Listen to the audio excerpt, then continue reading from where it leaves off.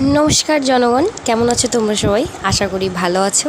তো চলো আজকের ভিডিওটা আমি সকাল সকাল স্টার্ট করছি। আর আজকের ভিডিওটা আমি স্টার্ট করছি দোকান থেকে। আর এই যে এটার নাম হচ্ছে, এই কুকুরটার নাম হচ্ছে কটু। এই কুকুরটা সারা দিন আমার দোকানে শুয়ে থাকে। বলে না আলসে কুকুর, এ হচ্ছে ঠিক সেটা, আলসে কুকুর। সারাটা দিন ঘুমায়, আর খাবার দিলে ওকে খাবার ওর মুখে করে দিয়ে যেতে হয়। তো সকাল সকাল আমি দোকানে পৌঁছে গেছি অনেকক্ষণ আগে। আর এই যে কাজ করছিলাম কাকা, আর আমি একটা একটা করে প্যাকেটগুলো সাজিয়ে রাখছিলাম।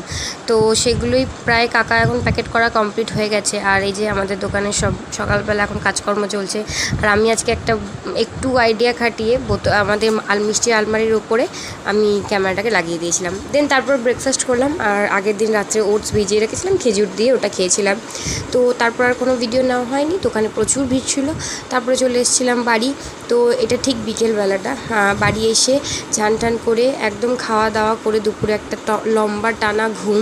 কারণ দোকানে সকাল থেকে ভীষণ খাটাখাটনি হয়, এক জায়গাতে বসার মতন হয় না।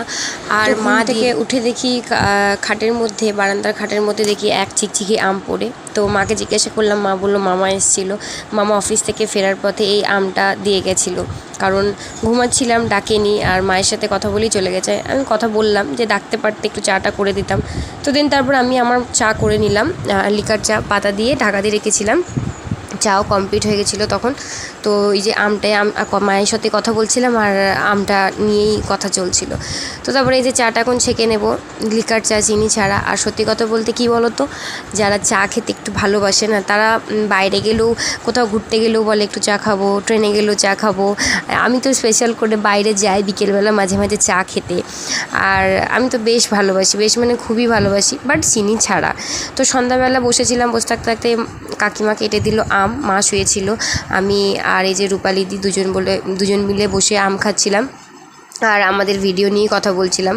আর এখন এটা হচ্ছে নেক্সট ডে মর্নিং। সকালবেলায় ঘুম থেকে উঠেই আমার যা রুটিন থাকে, অ্যালোভেরা জুস আর জল, ব্যাস এটাই খেয়ে নিচ্ছিলাম। তো সেটাও খেতে খেতেই এখন দেখছিলাম কটা বাজে না বাজে। আর এই যে বাবার ফটোটা একদম বাড়ির গেটের সামনেই আছে, একদম ঢোকার মুখেই দেখা যায়। আর তোমরা এখনও পর্যন্ত কম বেশি সবাই জেনেই গেছো যে আমি এখন একটু বেশি ব্যস্ত হয়ে পড়েছি দোকান।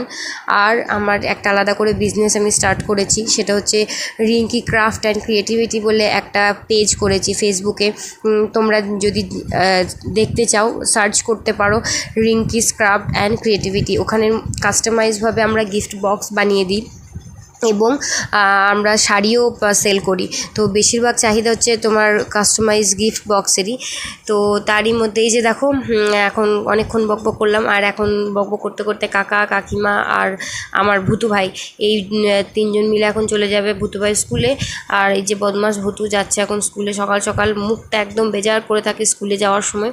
আমিও রেডি হয়ে নেব, এবার চলে যাব দোকানে। অনেকক্ষণ আগে দোকানে এসে দেখি দাদা সমস্ত মিষ্টি আলমারি থেকে মিষ্টি বার করে দিয়েছে। এখন এইগুলোই বার করে পুরো আলমারিটা মোছা হবে, ঝাড়া মোছা করা হবে। খাবারের দোকান একটু ভালো করে পরিষ্কার না রাখলে কিন্তু সত্যিই দোকান মানুষ আসবে না। আর সেই জন্যই এখন ভালো রকম পরিষ্কার করা চলছিল। আর এই যে মা এখন দোকানে একদমই ভিড় নেই, আর মা বাইরে বসে আছে। আর তারই মধ্যে দেখো মিষ্টির আলমারি পুরো ফাঁকা, পরিষ্কার করা। আর কিছুক্ষণ পরই এই যে কারখানা থেকে মিষ্টি চলে আসলো, আবার সমস্ত মিষ্টি আবার সুন্দরভাবে শোকেসের মধ্যে সাজানো হয়ে গেছে।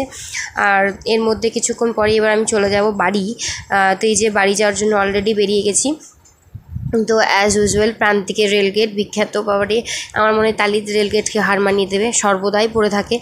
তো চলো এবার আমিও বাড়ি যাই, দেখা হবে তোমাদের সাথে পরে নেক্সট একটা ভিডিওতে। ততদিনে সুস্থ থাকবে, ভালো থাকবে, সাবধানে থাকবে।